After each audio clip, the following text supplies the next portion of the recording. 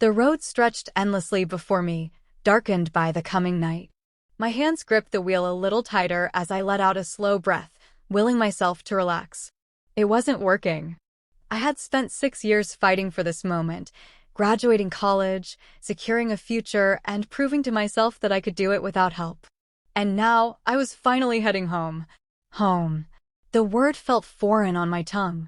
The tires hummed against the pavement as I drove past the familiar stretches of farmland, broken up only by the occasional gas station or sleepy diner.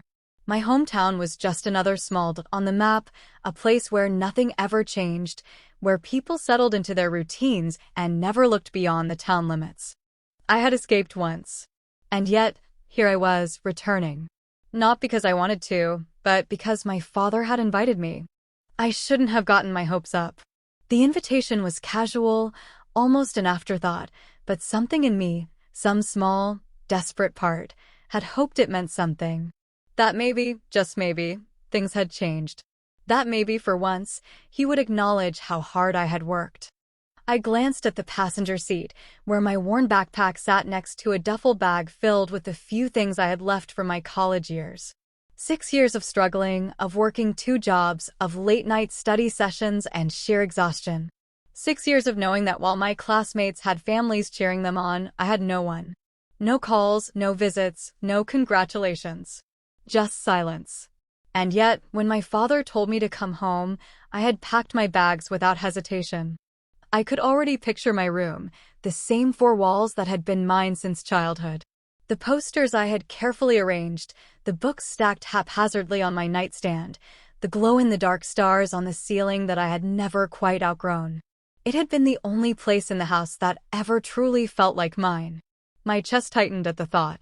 That room had been my refuge when things got bad, when my father's disappointment was too heavy, when my mother's absence was too obvious.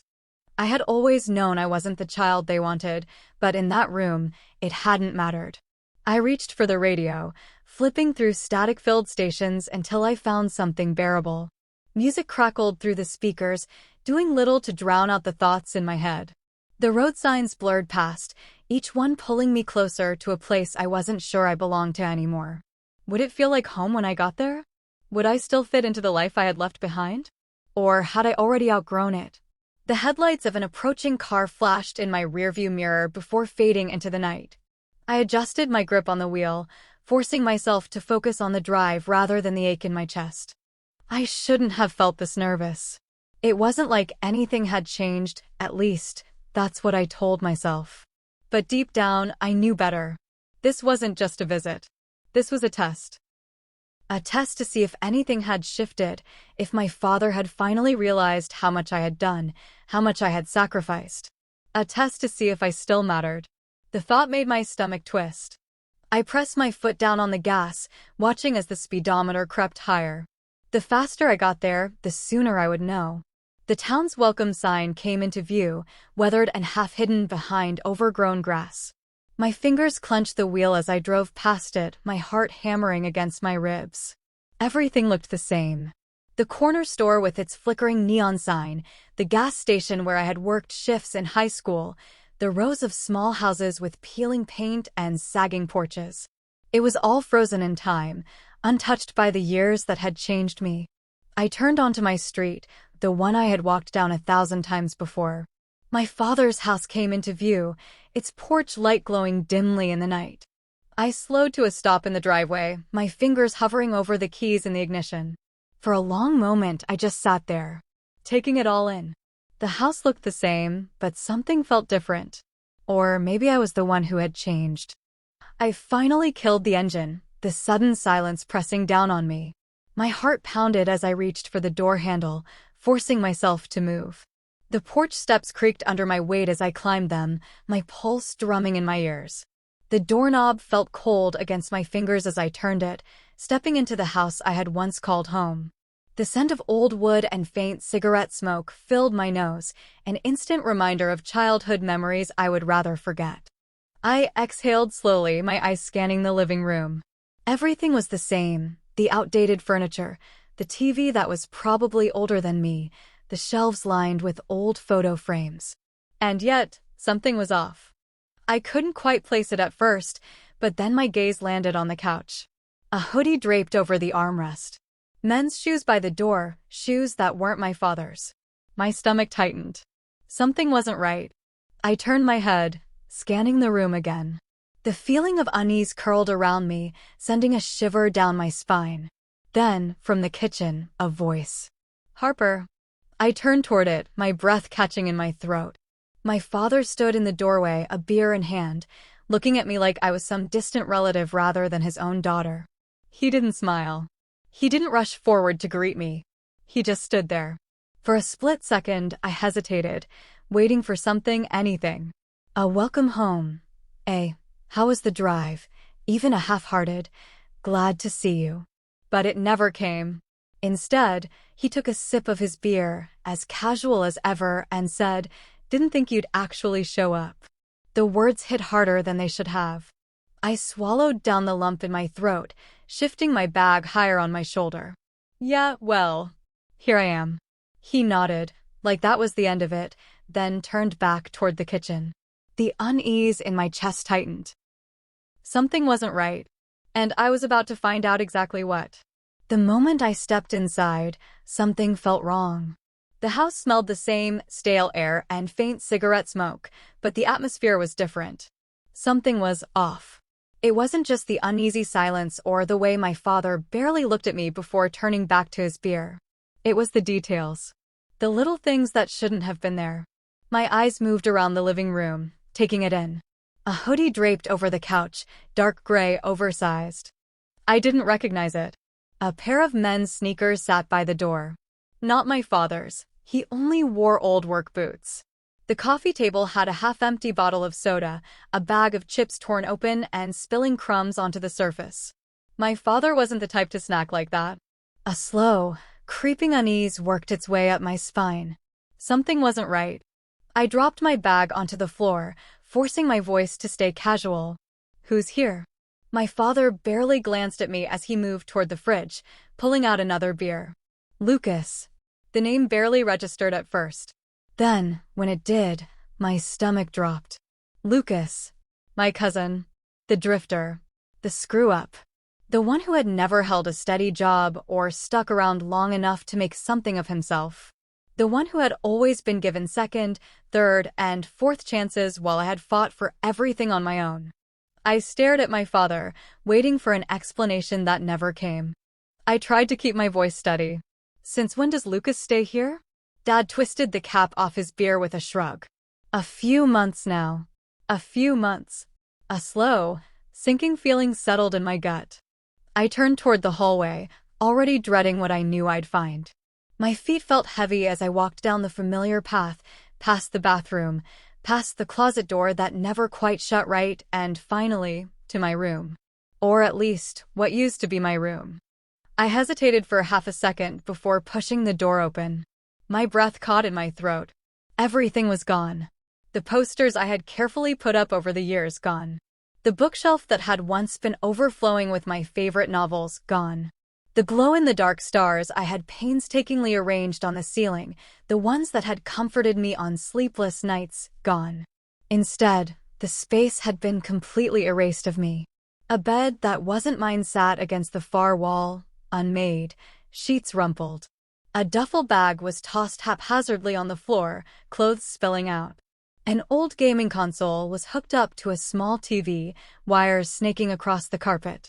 And there, on my old nightstand, was a can of beer. Lucas had taken my room. No, he hadn't taken it.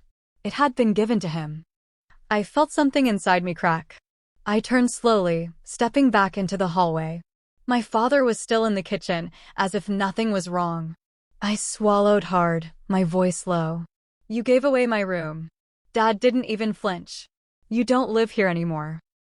The words were so casual, so dismissive, that for a second, I thought I had misheard him. I stared at him, waiting for some kind of explanation, some indication that he understood how much this hurt. But he just popped the cap off his beer and took a sip, as if he hadn't just ripped away the only space that had ever truly been mine. "You didn't even tell me." My voice was quiet, but I could feel the anger simmering beneath my skin. He let out a slow breath, shaking his head like I was the one being difficult. It wasn't a big deal, Harper. You were gone. You don't live here anymore. I opened my mouth, then closed it. I had spent 6 years breaking myself apart, working 2 jobs to afford college, pushing through exhaustion just to survive, and not once had he offered help. Not once had he asked how I was doing, if I needed anything, if I even wanted to come home. And now, after all that time, I had finally come back, hoping for something, anything. And this was what I found. Erased. Replaced. Discarded. I clenched my jaw. You could have at least told me. He took another sip of beer, barely glancing at me. Didn't think it mattered. The words hit harder than they should have. Didn't think it mattered. It was like a slap in the face. For 6 years, I had fought for everything I had. Alone. Without asking for help, without expecting anything from him. I had worked myself to exhaustion, believing that maybe, just maybe, if I succeeded, if I proved I was strong enough, I would finally earn his respect. But I had never mattered. Not then. Not now. Something inside me twisted, a sharp, cutting pain that I couldn't quite swallow down. I forced my voice to stay even. So, what? Lucas needed a place, and you just gave him my room. Dad shrugged. He needed help. The laugh that escaped my lips was bitter. And I didn't? He finally looked at me then, his expression unreadable. You've always been fine on your own. There it was. The truth. Lucas was the one who needed saving. The one who had always gotten second chances, third chances, endless support, because he had failed. Because he had needed them. But me? I had been fine on my own, and because of that, I had been forgotten. I took a slow, steady breath, my fingers curling into fists at my sides. I see, I said softly. I didn't know why I had come here, why I had let myself believe, even for a second, that things would be different, that I would matter. I turned back toward the hallway, my feet carrying me toward the front door before I even fully realized what I was doing. Where are you going? My father called after me, but his voice was flat, like he already knew the answer. Like it didn't really matter. I grabbed my keys off the counter, my heart pounding. I paused for only a second, my fingers tightening around the keyring. Then I tossed them onto the counter with a quiet clatter. I turned toward the door, my voice steady. Actually, I'll sleep somewhere else. A short laugh. Harper, come on. Don't be dramatic. But I didn't look back. I didn't argue. I just walked out. The cold night air hit me as I stepped outside, but I barely felt it. My heart was hammering against my ribs, my hands shaking as I pulled my phone from my pocket. I didn't know where I was going. I just knew I wasn't staying here. And for the first time, I didn't feel lost. I felt free. The night air was crisp against my skin as I stepped off the porch, my feet hitting the pavement without hesitation. The weight in my chest had settled into something cold and solid, something that anchored me in a way that was both terrifying and liberating. I had no plan, no destination, no safety net. But I wasn't staying here. The porch light flickered behind me, casting long shadows across the driveway. I could still hear the faint sounds of the TV inside, the murmur of a sports commentator, my father's beer bottle clinking against the counter. He hadn't followed me. Hadn't called my name. Hadn't even asked where I was going. It shouldn't have surprised me, but it did. A small, stubborn part of me had still clung to the ridiculous hope that maybe, just maybe, he'd stop me. That he'd say, come back inside, let's talk, or even pretend he gave a damn. But the silence behind me told me everything I needed to know. I was leaving, and he wasn't stopping me. I walked straight to my car, my fingers trembling as I reached for the door handle. I hesitated, glancing back at the house one last time. The windows glowed with warm light, the same way they always had. From the outside, nothing looked different. But everything had changed. For years, I had clung to this place as if it were something permanent. As if it were something that belonged to me. But I saw it now for what it really was. Not home. Just 4 walls that had never truly been mine. My stomach twisted as I climbed into the driver's seat, slamming the door shut behind me. The sound echoed through the empty street, sharp and final. I shoved my keys into the ignition, but I didn't turn them. I just sat there, gripping the steering wheel, my pulse hammering against my ribs. Breathe, Harper. I forced in a slow, steady breath, but it did nothing to stop the pressure building in my chest. I wasn't angry. I wasn't even sad. I just felt empty, like something had been scooped out of me, leaving nothing behind but a hollow ache. I rested my forehead against the wheel, my fingers tightening around the leather. Where the hell was I supposed to go? I could check into a motel, but that would burn through my savings fast. I could call an old friend, but most of them had moved away, started new lives, lives I wasn't a part of anymore. I thought about sleeping in my car, just for the night, just until I figured things out. But then, before I could second-guess myself, my fingers moved on their own, unlocking my phone, scrolling through my contacts, and stopping on a name I hadn't seen in a long time. Jordan. My thumb hovered over the call button, doubt creeping in. We hadn't spoken much over the past few years. College had taken me away, and life had taken him somewhere else. But there had been a time when he had been my best friend, when he had known me better than anyone. If there was anyone I could call, it was him. Before I could talk myself out of it, I pressed the button. The line rang once. Twice. Then, Harper. His voice was groggy, thick with sleep. I glanced at the dashboard clock, 10:42 p.m. Hey, I said, my voice quieter than I intended. Sorry, did I wake you? There was a rustling sound, like he was sitting up. No, I was just a pause. Are you okay? Something about the way he asked that made my throat tighten. I opened my mouth, ready to lie, to say something easy like, yeah, I just needed to talk. But what came out was, I don't have anywhere to go. The words hung between us, bare and vulnerable. Another pause. Then, without hesitation, where are you? I swallowed hard, gripping the phone. In my car, just outside my dad's place. A sharp exhale. Did something happen? I could hear the concern in his voice, the way it sharpened at the edges. I glanced back at the house, the porch light still flickering, still waiting for something that wasn't coming. Yeah, I murmured. Something happened. Jordan didn't press for details. He didn't ask me to explain or demand an answer I wasn't ready to give. He just said, come over. I let out a breath I hadn't realized I was holding. Are you sure? A soft chuckle. Harper, when have I ever not been sure about you? A warmth spread through me, unexpected and unfamiliar. I nodded, even though he couldn't see me. Okay, I'll be there soon. The drive to Jordan's house was familiar, but it had been years since I had taken this route. The roads were empty, the streetlights casting long shadows across the pavement. By the time I pulled up to his house, the nerves had settled in. Would it be weird? Had too much time passed? But then the front door opened before I even had the chance to knock. And there he was. Jordan stood in the doorway, hair messy from sleep, wearing an old hoodie that looked like it had seen better days. But his face was exactly the same. Soft brown eyes. That same easy smile. And something in me unraveled. He took one look at me and said, you look like you need a drink. I let out a short, tired laugh. You have no idea. He stepped aside, letting me in. The warmth of his house wrapped around me instantly, a stark contrast to the cold emptiness I had just left behind. The living room was cluttered in a way that felt lived in, books stacked on the coffee table, an old blanket thrown over the couch, a half-empty cup of coffee sitting on the end table. It wasn't perfect, but it felt real. Jordan motioned to the couch.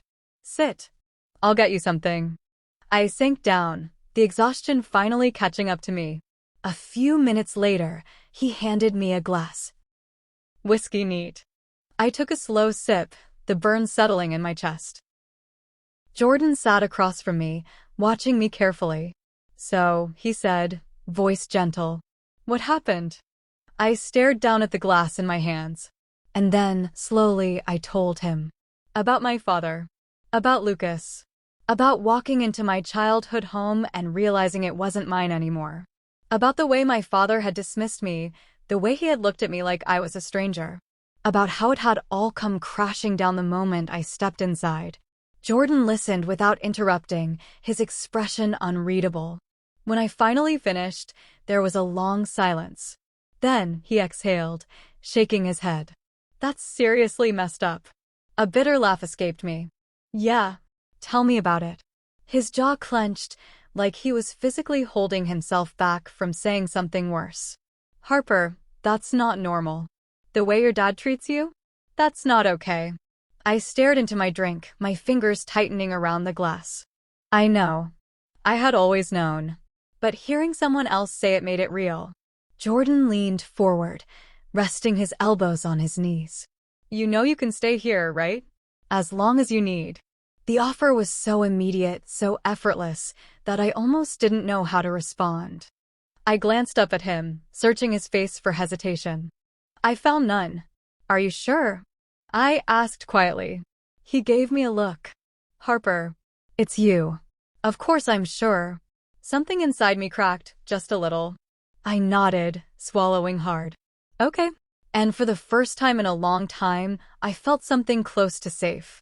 The street outside was eerily quiet as I sat on Jordan's couch, the weight of the last few hours finally settling over me. The dim glow of the living room lamp softened the edges of everything, making it feel safer, warmer. I curled my fingers around the whiskey glass Jordan had handed me, the liquid catching the light as I tilted it slightly. I wasn't sure what to feel anymore.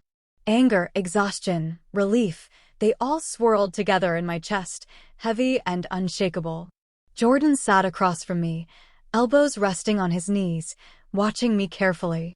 He had barely spoken after I told him everything. He had just listened, the way he always used to when we were kids. Now, finally, he shook his head, exhaling sharply. I can't believe he did that. I mean, actually, I can. But still. I let out a dry laugh. Yeah, join the club. He leaned back against the arm of the couch, running a hand through his hair. It's so messed up, Harper. You worked your ass off. You were gone for 6 years, doing everything on your own, and the second you come back, he what? Pretends like you never existed? Gives your room to Lucas like it's no big deal. His voice was edged with frustration, like he was getting angrier on my behalf. I took a slow sip of whiskey, letting the burn settle in my throat. Pretty much. Jordan let out a humorless laugh. God, I always knew your dad was an ass, but this is a new level. I looked down at the glass in my hands. Yeah, well, it's not like I expected much. That was the worst part. I hadn't even expected him to welcome me home with open arms. I hadn't expected a big celebration or words of pride. All I had wanted was acknowledgement, a sign that I mattered, that coming back wasn't a mistake. But instead, I had been erased. Jordan sighed, rubbing the back of his neck. So what now? Are you gonna go back? I shook my head instantly. No, not after that. He studied me for a long moment, his expression unreadable. Good, he finally said. You deserve better than that, Harper. Something in my chest tightened at his words. I didn't know how to respond, so I just took another sip of my drink. Silence stretched between us, but it wasn't uncomfortable. It never was with Jordan. After a moment, he leaned forward, resting his arms on his knees. You know, you can crash here for as long as you need. The offer was so casual, so effortless, like it was the most obvious thing in the world. I looked up at him, searching his face for hesitation. I found none. Are you sure? My voice was quieter than I intended. Jordan gave me a look. Of course I'm sure. It's you, Harper. Something in me cracked at those words. It's you. Like that was all the reason he needed.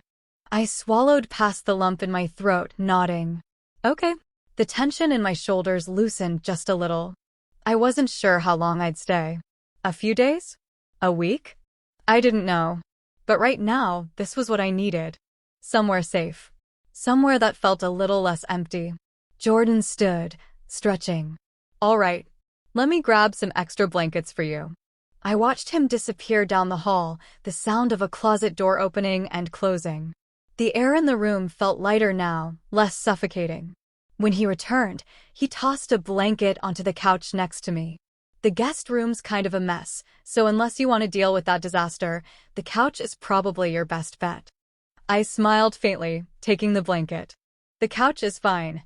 Jordan sat back down, grabbing his own glass from the coffee table. He studied me for a second, then said, "Do you regret coming back?" The question caught me off guard. I hesitated, considering my answer. "I don't know," I admitted.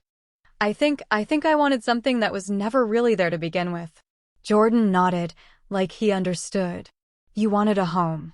I exhaled slowly, staring down at my glass. Yeah.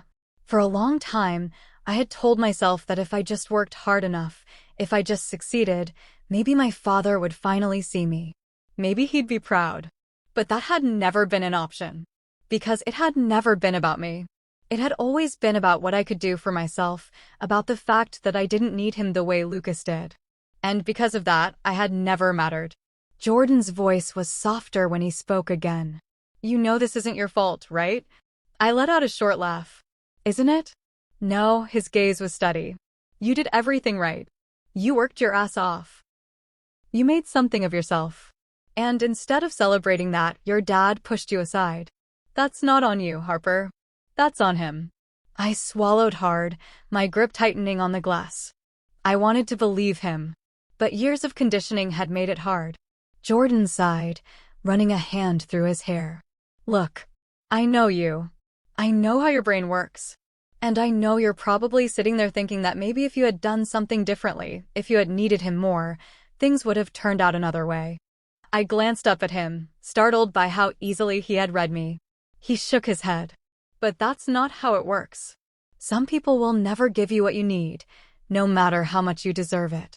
The words hit me harder than I expected. Because deep down, I knew he was right. I had spent my whole life trying to prove my worth, trying to earn something that had never been mine to begin with. Maybe it was time to stop trying. I let out a slow breath. "Yeah, maybe." Jordan tilted his glass toward me in a silent toast.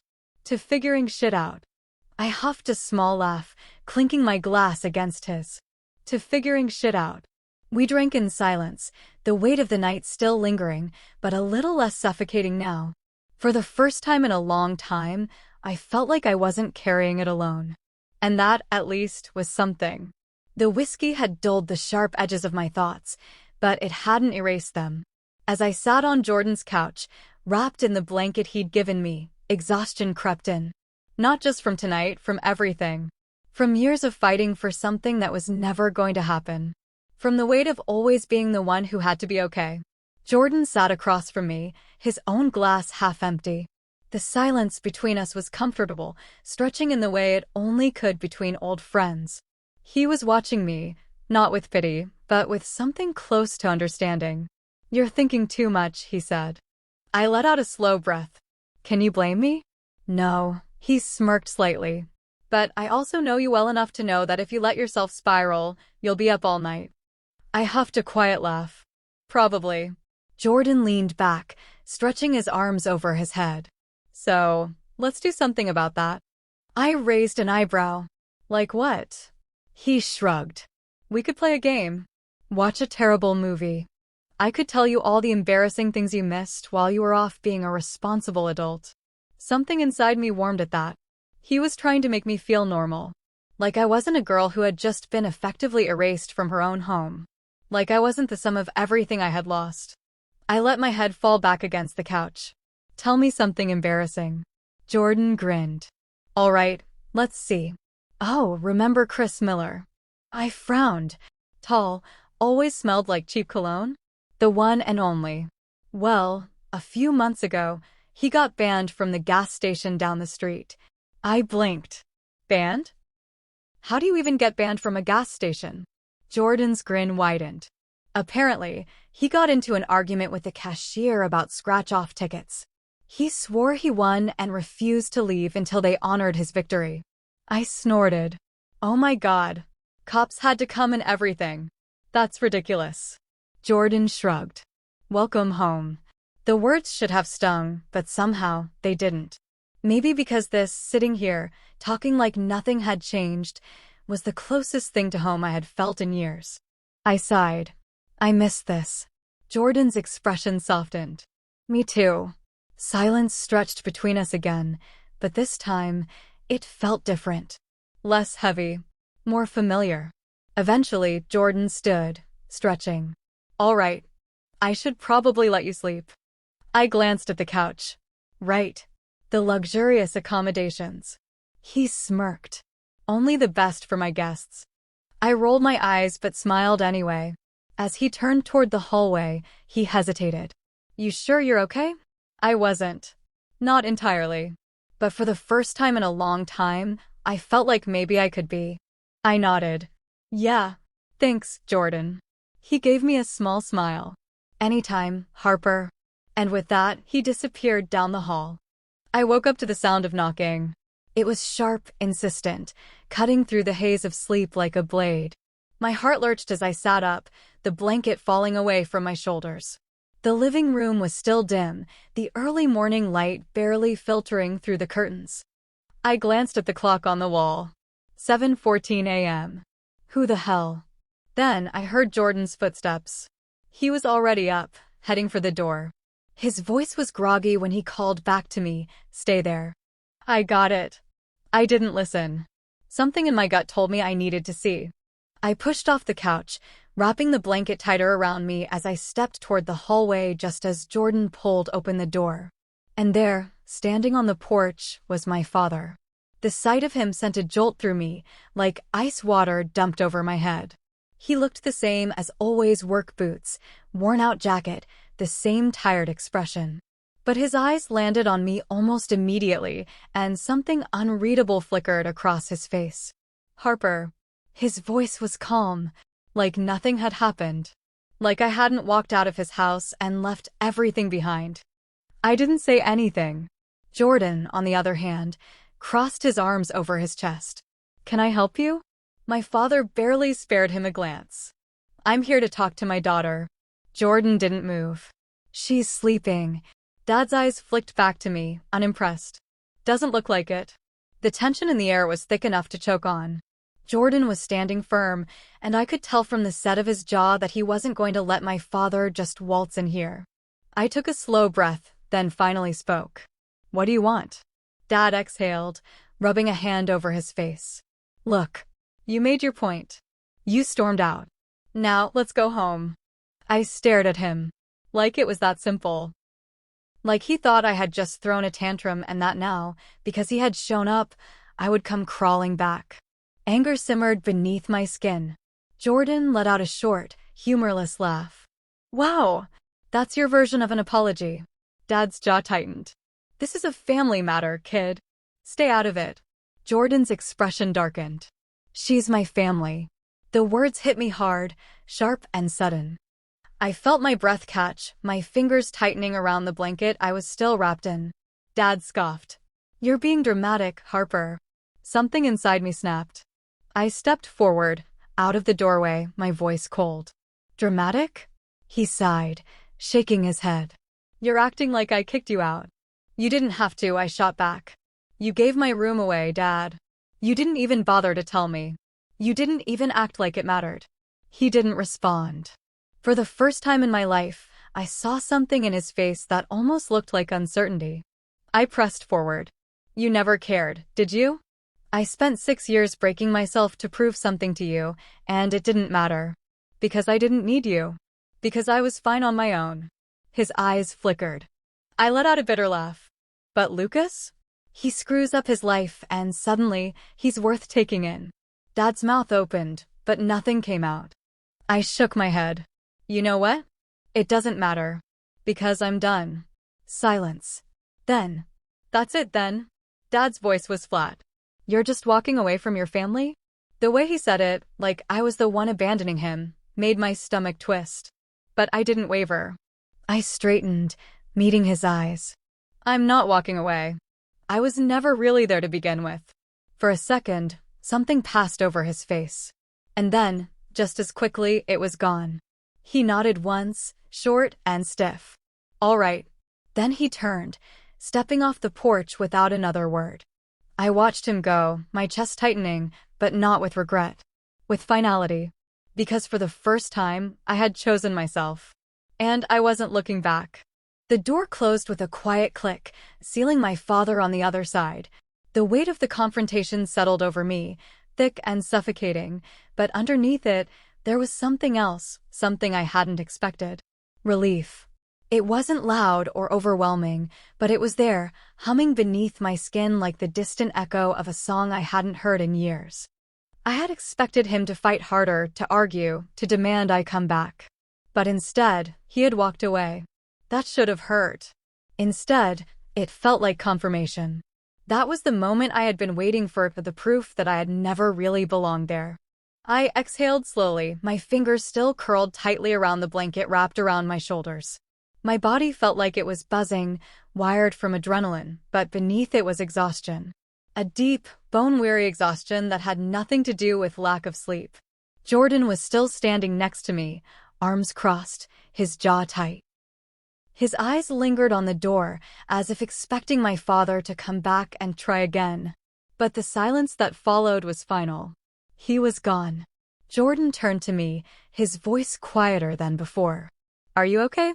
I let out a breath that felt like it had been trapped in my lungs for years. "Yeah." The word was small, but it was true. Jordan studied me for a moment longer, as if he didn't quite believe me. Then he nodded, stepping back. "Come on. You need coffee." That, at least, was something I wouldn't argue with. I followed him into the kitchen, the warmth of the house a sharp contrast to the cold that had settled in my chest.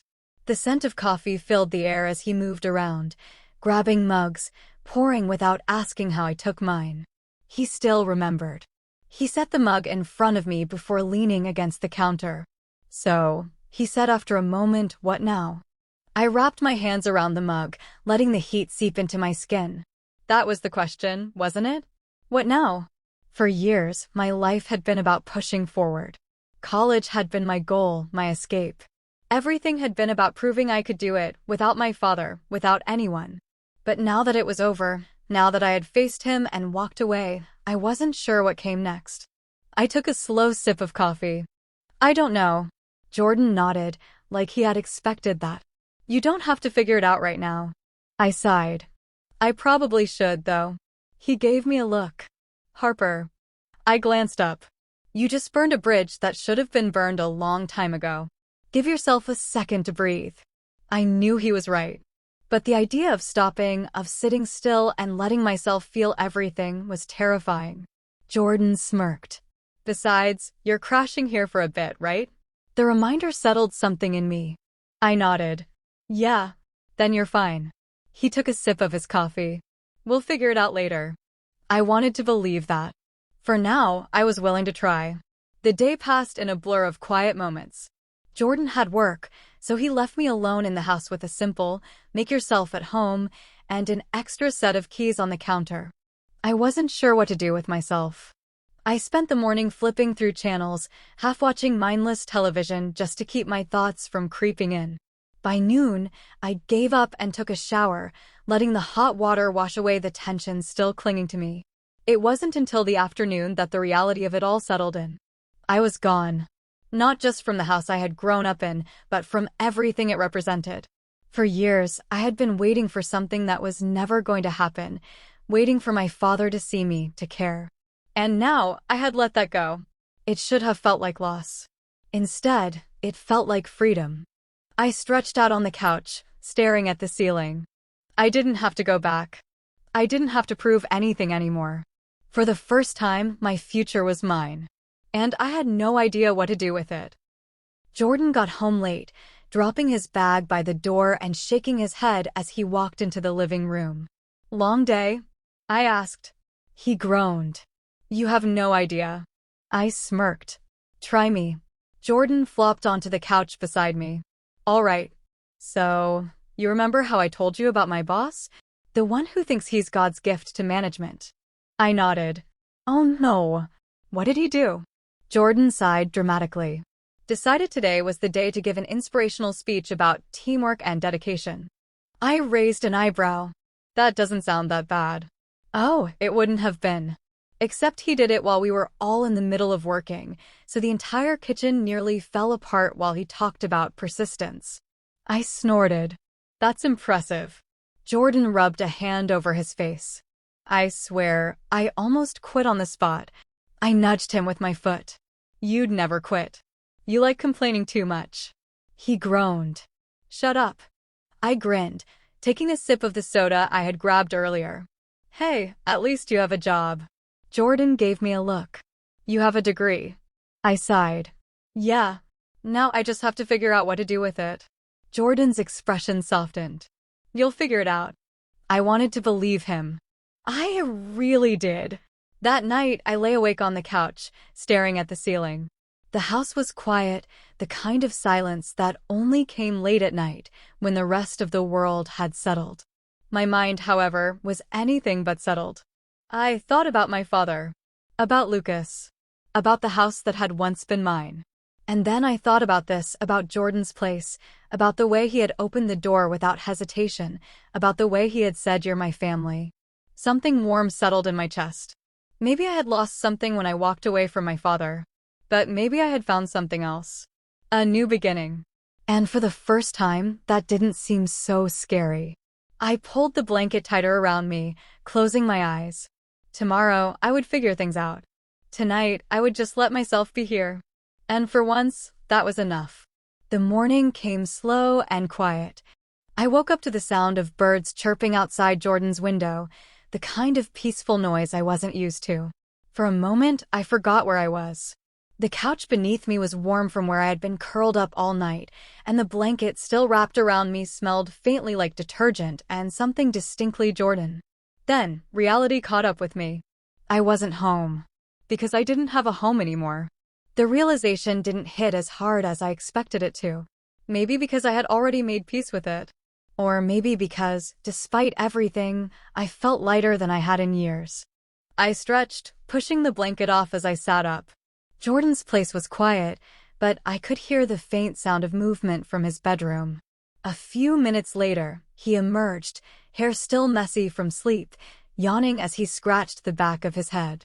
He spotted me sitting on the couch and smirked. "Good morning, couch goblin." I rolled my eyes. "That's how you greet a guest?" Jordan shrugged, heading toward the kitchen. "A freeloader, actually." I grabbed one of the couch pillows and chucked it at him. He dodged it with ease, laughing as he pulled open the fridge. "Coffee?" he asked over his shoulder. "Please." I listened to the sound of him moving around the kitchen, the clatter of mugs, and the whoosh of the coffee machine starting up. For the first time in what felt like forever, I didn't wake up with an immediate sense of dread. I let my head rest against the back of the couch, exhaling slowly. This wasn't my home. But maybe that was okay. Jordan returned a few minutes later, handing me a steaming mug before flopping down onto the couch beside me. He took a sip, then gave me a sideways glance. "So, you seemed way too deep in thought just now." I blew on my coffee, buying myself a second. "Just thinking about everything," Jordan hummed, resting his arm on the back of the couch. "Everything like your dad?" I sighed. "Yeah." He frowned slightly, but didn't push. "You gonna go back and get your stuff?" I thought about it. Everything I had left behind, the books I had collected over the years, the little things I had saved since childhood, the clothes still in my closet.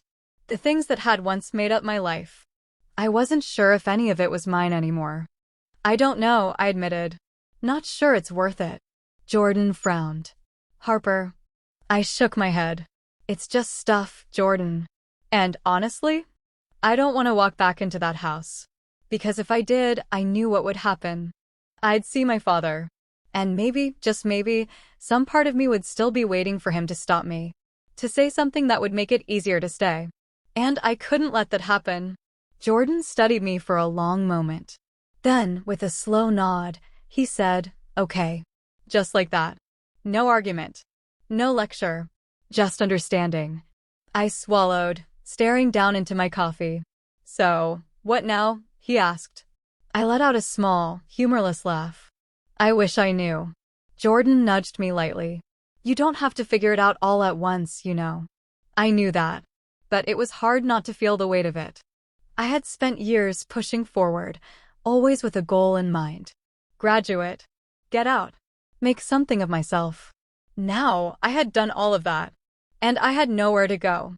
Jordan must have seen the frustration on my face, because he bumped his knee against mine. You do have options, Harper. I raised an eyebrow. Like what? He smirked. Well, option 1, you stay here forever, become my personal maid, and in return, I provide you with a mediocre couch and free coffee. I snorted. Tempting. Option 2, he continued, you take some time to figure out what you actually want. I hesitated. I don't even know where to start. Jordan leaned back against the couch. Then start small. That sounded easier said than done. But maybe he was right. Maybe I didn't have to have all the answers today. Maybe it was okay to just exist for a little while. I sipped my coffee, letting the thought settle. Okay, I said finally. Jordan grinned. Look at you. Taking advice from me. I'm so proud. I rolled my eyes. Don't let it go to your head. He laughed, stretching his arms over his head. All right. Now, in the spirit of figuring things out, let's do something completely unproductive today. I raised an eyebrow. Like what? He grinned. Like drive somewhere random and eat way too much fast food. I stared at him for a second. That's your idea of a plan? Jordan shrugged. Hey, small steps. And for the first time in days, I actually smiled. The day passed in a way that felt almost normal. We drove without a destination, ending up at a diner 2 towns over, eating greasy food and making fun of the ridiculous things on the menu. Who the hell names a burger the Widowmaker? It was simple, but it was good. And for the first time in a long time, I didn't feel like I was drowning. By the time we got back to Jordan's place, the sun was starting to set, casting warm light through the windows. I stretched as I stepped inside, sighing. Okay, I'll admit it. That was a solid plan. Jordan smirked. Told you. I shook my head, but there was no bite to it. Just something lighter than before. Jordan tossed his keys onto the counter, then turned to me. So, what's next? The question wasn't as overwhelming as it had been this morning. Because now I had an answer. I didn't know. And maybe, just maybe, that was okay. I met his gaze, a slow smile pulling at my lips. Guess we'll find out. Jordan grinned. Yeah, we will. And for the first time in my life, I wasn't afraid of the unknown. I was ready for it. The first day of ignoring my family's calls was easy. The second day was harder. By the third, the guilt had started to creep in. Not because I thought I had done something wrong, no, I knew I had made the right choice by leaving. But there was still something about seeing my father's name on my phone screen, over and over, that made my stomach twist. I had expected anger. Expected him to tell me I was being dramatic, to demand I come back, to act like I owed him something. But instead, it was silence, just voicemail after voicemail. I refused to listen to them, but the notifications taunted me. I wasn't ready to hear his voice yet. Jordan must have noticed the way I stared at my phone because one night, as we sat on the couch watching some terrible action movie, he reached over and plucked it out of my hands. Hey, I started, but he held up a finger. Nope. No fighting me on this. He turned my phone on silent and set it face down on the coffee table. There. Now you can stop looking at it like it personally offended you. I huffed. That's not. It is, he cut in, raising an eyebrow. And you know I'm right. I slumped back against the cushions, crossing my arms. Maybe. Jordan grinned, satisfied. Now, shut up and watch the movie. I rolled my eyes but didn't argue. It was easier to ignore my phone when I wasn't constantly staring at it. And after a few days of that, I started feeling lighter. The knots in my chest loosened, and the world didn't feel as heavy. Maybe I really was free. The job hunt started out slow. I had spent years working toward my degree, pushing myself to prove I could do it. And now that I had it, I wasn't sure where to go from here. I scrolled through job listings, trying to find something that didn't make me want to slam my head against the desk. Jordan had let me take over the kitchen table with my laptop and endless notes, but the more I searched, the more overwhelming it all felt. What about this one? Jordan asked one afternoon, leaning over my shoulder. I glanced at the screen. Absolutely not. He snorted. Wow, not even gonna pretend to consider it. I shook my head. If I have to smile at customers all day, I will die. Jordan laughed, leaning on the table. All right, So that's off the list. What do you actually want to do? That was the problem. I didn't know. For so long, I had just been working toward leaving, toward escaping the life I had been stuck in. But now that I was lost. I sighed, rubbing my temples. I have a degree. I should have a plan. Jordan shrugged. Who says? I gave him a look. Literally everyone. Well, they're stupid, he said simply. You don't have to have it all figured out, Harper. No one does. You'll find something. I let out a slow breath. I hope so. He grinned. In the meantime, if you get desperate, I am hiring a personal assistant. I snorted. Oh, yeah? What would that job entail? Making my coffee, telling me I'm handsome, and reminding me to do my laundry. I laughed. So, you want a mom? Jordan grinned. I prefer the term caretaker. I rolled my eyes but smiled. I'll keep it in mind. Days turned into weeks, and before I knew it, a month had passed. A month since I had left my father's house. A month of staying at Jordan's place, drinking coffee every morning and eating junk food at night. A month of not feeling like I was drowning. It wasn't perfect. There were still nights when I stared at the ceiling, thinking about everything I had lost. There were still moments when I picked up my phone, wondering if I should call back. But for the first time in years, I wasn't just surviving. I was living. And when I finally got a job offer, nothing big, just a decent entry-level position at a publishing company, I felt something close to excitement. Jordan was the first person I told. He grinned, grabbing my shoulders. Hell yeah. Look at you, being all employed. I laughed. Don't make a big deal out of it. Jordan scoffed. Excuse you, I will absolutely make a big deal out of it. And he did. That night, he dragged me out to celebrate, forcing me to pick a restaurant. We ate too much food, drank just enough to be a little tipsy, and for the first time in a long time, I felt happy. I had a job, a place to stay, a future that was mine. And when my father's name appeared on my phone screen the next morning, I didn't feel guilt. I felt nothing at all. I let it ring. And then I deleted his number. The second I stepped into my new job, I felt like an imposter. I had spent years working toward this, but actually being here, in an office, surrounded by professionals who seemed to know what they were doing, it was terrifying. Jordan had teased me that morning, watching me stress over my outfit. Relax, he had said, leaning against the doorframe. You're gonna kill it. I had rolled my eyes, but now, standing in the middle of a busy office, I wished I had believed him. I straightened my shoulders, took a deep breath, and walked to my desk. This was my life now. No one was going to take it away from me. That night, I got home late, exhausted but good exhausted. Jordan was sprawled on the couch, half asleep, but he cracked one eye open when I walked in. How was it? He asked, voice groggy. I dropped my bag, kicking off my shoes. I didn't die. He smirked. See? Told you you'd kill it. I rolled my eyes, flopping onto the couch beside him. Jordan stretched, yawning.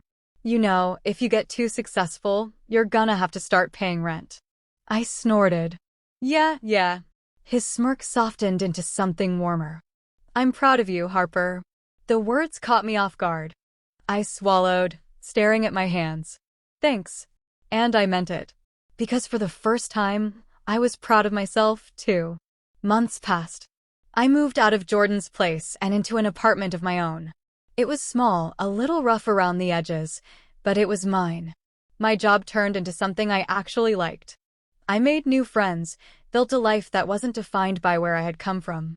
And when my father stopped calling, when the silence finally stretched into something permanent, I didn't miss it.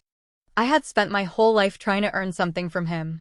Now, I knew I didn't need it. I had built something better. And I had done it on my own terms,